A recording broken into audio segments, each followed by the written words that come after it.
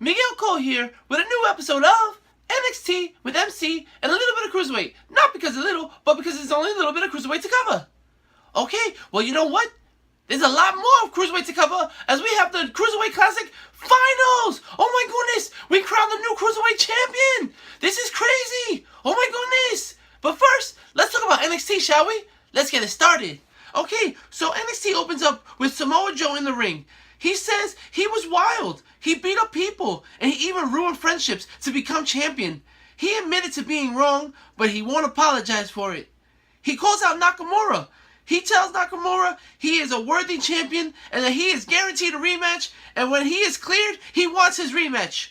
Nakamura, he's thinking about it. He's like, let me think. And then he says, okay, and he shakes Samoa Joe's hand. Samoa Joe is being really nice. And then Nakamura, he bows down to his music, and then Samoa Joe attacks him. Oh my goodness. I was like, oh wow, this is crazy. Samoa Joe, you just shook his hand. And then you attack him. And he slammed him on the steel steps, and Nakamura left off on a stretcher.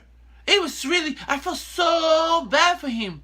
But then William Regal, he was so mad, and he was looking for Samoa Joe, but Samoa Joe sped off in his car. Oh my goodness.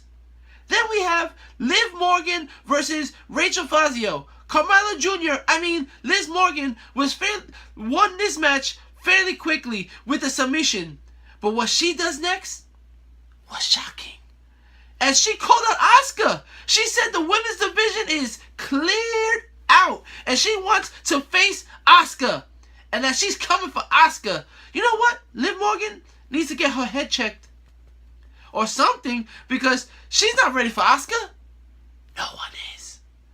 Then we have a match, Drew Gulak from the CruiserWeight Classic versus Hideo Itami. This match was a hard-hitting slapfest. Drew Gulak, who lost in the CruiserWeight Classic, was all business with his hard hits. He even pulled out the surfboard stretch. But it wasn't enough, as Itami hit the corner drop kick and the go to sleep for the win. And then we have the Authors of Pain versus some guys. Why waste your time with details of who they fought? We know what's going to happen. So why take the time? Miguel, all this time you're wasting, you could have just said who they're fighting.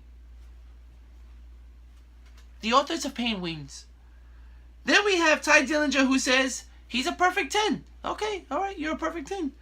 Then we have the main event, Bobby Roode versus No Way Jose. You know, this is a tough one for me, because we have Glorious, la la la la la la la la la la Victorious versus No Way Jose. No Way Jose. I don't know who to pick.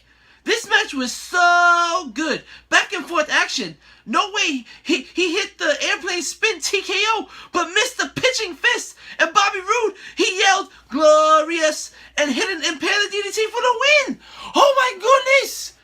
That was glorious. Okay, so we have the CruiserWeight Classic finale coming up next after this commercial break. Hey everybody, Ted DiBiase, the $1 Million Man. And Rick Serrano III is the best host of the POV podcast. And I'm not saying that because he's paying me, but everybody's got a price for the $1 Million Man. Make sure to listen to the Wrestling POV podcast. Okay, so we have the CruiserWeight Classic semifinals. We have the first match is Zack Sabre Jr. from England versus Gran Metalik from Mexico. Now, this match is two different styles in this match. You know what I'm saying? Metalik was flying all over the ring, and Sabre, he's trying every submission he knew. Sabre pulled off the octopus submission, but Metalik was able to get to the ropes. Metalik was able to pull off a crazy Frankensteiner. He then jumped off the top, only to be placed in an armbar by Sabre. I was like, oh my goodness, is he going to break his arm? But Metalik was able to get out by applying a pin for 2. But then he hit the Metalik driver for the win. What? Talk about an upset. Then our next match. Our next match. That means Metalik, he's in the finals. Oh my goodness.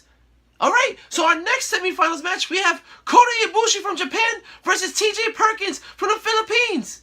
This crowd was cheering for both men as the match was off to a slow start. But it picked up. Ibushi was kicking Perkins like his foot was on fire. He even hit the golden triangle moonsault onto the outside. Oh my goodness. A lot of Perkins' offense came off reversals, like when he reversed the Golden Star powerbomb into a DDT for a 2 count. He also applied the knee bar, but Ibushi was able to get to the ropes. Perkins went for the knee bar again, but Ibushi fought off.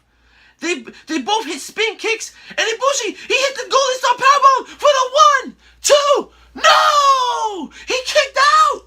Everyone thought it was over. After a hard kick to Perkins' head, Ibushi went for the Golden Star powerbomb again, but Perkins slipped out, and he applied the knee bar. Ibushi fought hard to get out, but was unable to as he tapped out. Oh my goodness! Talk about an upset! Deja vu?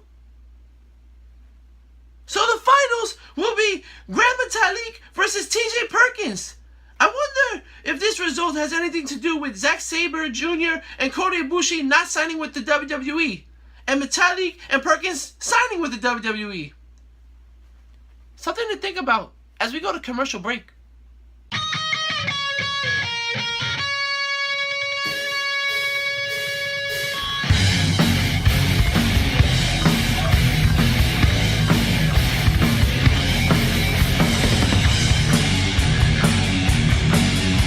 Okay, the moment you've all been waiting for.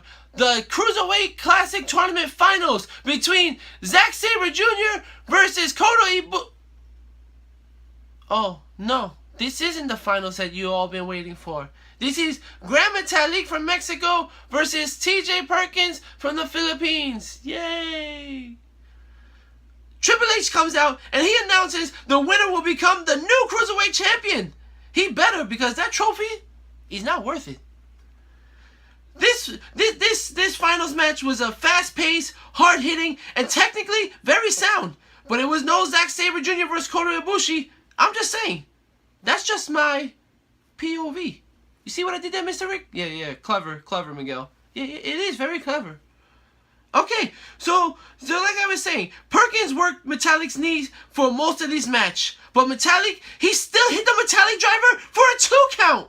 Now Metalik beat the skin off of Perkins' skin. He knocked the skin off of him. I mean, you have to see those bruises. They were so nasty. It was really, really nasty. Metalik went for the Metalik driver on the top rope, but Perkins once again slipped away. He's slippery like an eel or something. And he applied the knee bar, and Metalik tapped out, crowning TJ Perkins from the Philippines as the new WWE Cruiserweight Champion. Oh my goodness! So he and several other cruiserweights will now be on Monday Night Raw. And I am done with my coverage of the CruiserWeight Classic. This was the last episode of NXT with MC and a little bit of Cruiserweight. Not because a little, but because there's only a little bit of Cruiserweight to cover. I'm sad to see it go. Really, I am. But you know what? I have some good news. Be sure to check out NXT with MC. On Thursdays now, on the YouTube channel, Wrestling POV Podcast. Yes, we'll be airing this new show, NXT with MC, on Thursdays now. Thursday nights. Wow.